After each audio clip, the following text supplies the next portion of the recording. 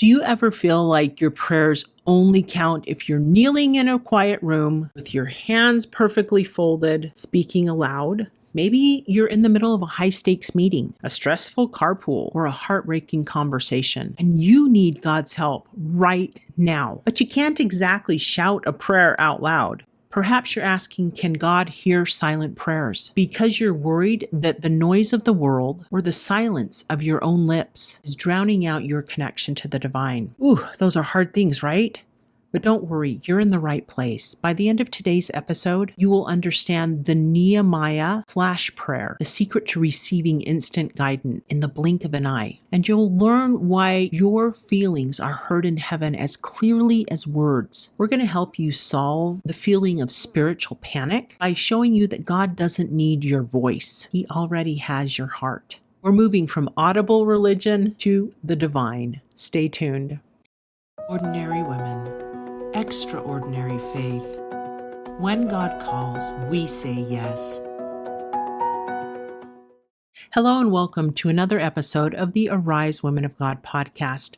I'm your host, Tamara K. and joining me today is the amazing Kari Anjewierden of our Women Warriors of Light Advisory Board. And I am so excited to be joined by Kari today as we talk about the secret or quiet frequency of prayer. We often think of prayer as a formal event, but in the Bible we see that some of the most powerful prayers never made a sound. Take the story of Nehemiah. In Nehemiah chapter 2, he is standing before the king of Persia. Talk about being intimidated. He is terrified because the king has noticed that he's sad, and when he asks him, "What is thy request?" Nehemiah doesn't have time to ask for a timeout, and he gives us a beautiful clue. It says, "So I prayed to the God of heaven." That was a split-second internal flash prayer made right there in the king's court before Nehemiah answered. He wanted to get it right. He didn't say a word out loud, yet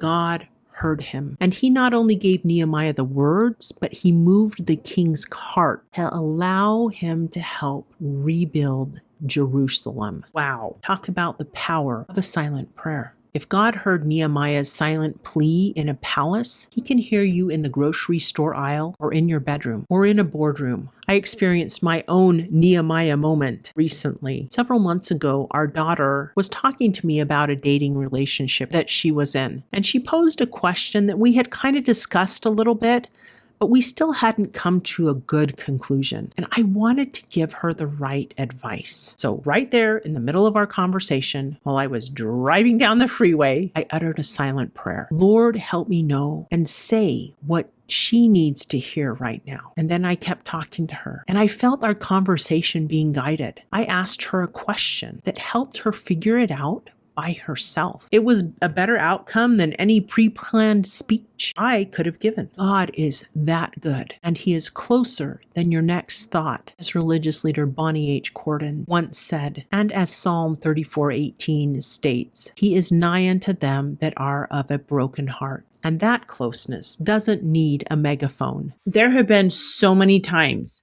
as I've been having conversations, and it's usually with a loved one who is in strife at the moment, and they are just weeping or tired or their emotions are extremely high. And, I'm sitting there kind of with my eyes wide open going, I don't know what to say. I don't know how to handle this. I'm kind of at a loss. Maybe I've been talking to them for a while and nothing is clicking. And I'm at that point where I'm like, dear God, please help me. I don't know what else to say. I don't know what else to do. Help me guide my thoughts, guide my words. And this is all silent. And it's amazing. Every time I do it, something happens. And, at the end of it, I'm just like, whoa, wow, that turned out better than I thought. And that's when I realized it wasn't me. It was him helping me know what to say because I offered a simple prayer, right? I think it's great to know that he is as close as your next thought. And inviting God into your life with silent petitions is also a key to handling high emotion moments that crop up all the time, right? And to stay calm when others are venting.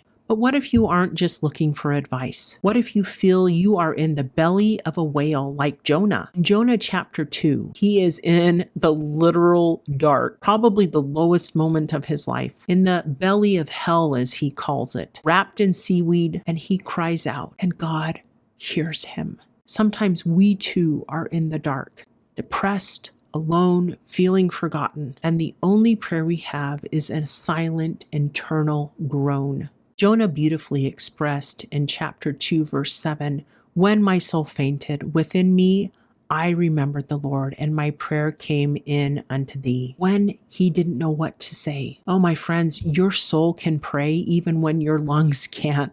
Now Kari is going to share how God has a way of translating the heartbeats of our soul into words. That reminded me of the scripture in 1 Samuel 16, that the Lord seeth not as man seeth.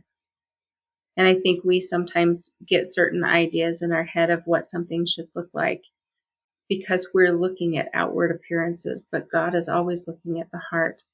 And I think he hears our heart.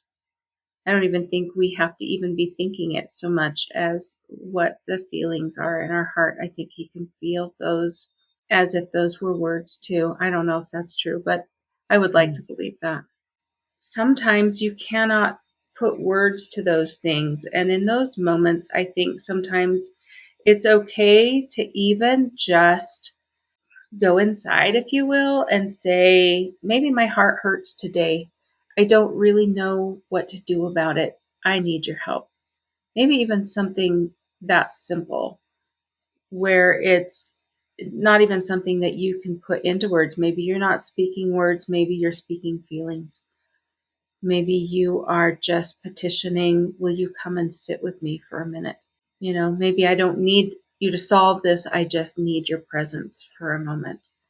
Oh, my friends, your silence is not a barrier to God. It is a sanctuary. Whether you're offering a Nehemiah Flash Prayer in a crowd or a Jonah cry in the dark, he hears you. He sees your heart. He feels your feelings, and he is near you in your brokenness. You never have to wait for a quiet room to find a listening Father. To help you tune into that divine connection and learn how to recognize the answers to your silent prayers, we have a gift for you. You can download our free roadmap to revelation, 6 steps to helping you hear God more clearly in your daily life. When the world feels too loud for formal prayer, check out Step 2, about finding your divine frequency. It helps you identify the body signals and internal thoughts that God uses to answer your silent prayers. We also invite you to use Step 6, the evening review, and write down the Nehemiah moments from your day. When you record those silent miracles, they become an anchor for your faith tomorrow.